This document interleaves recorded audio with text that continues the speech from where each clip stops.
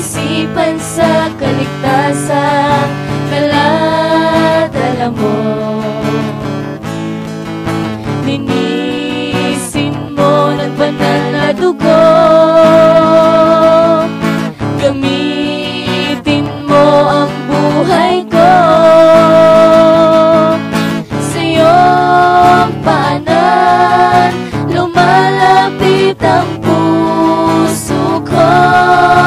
Ito, linisin mo aking Panginoong Jesus.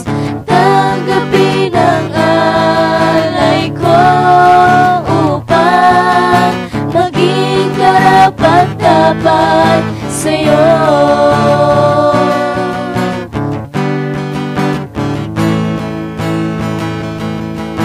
Sa iyong harapan lumalapit ang pusong uhaw.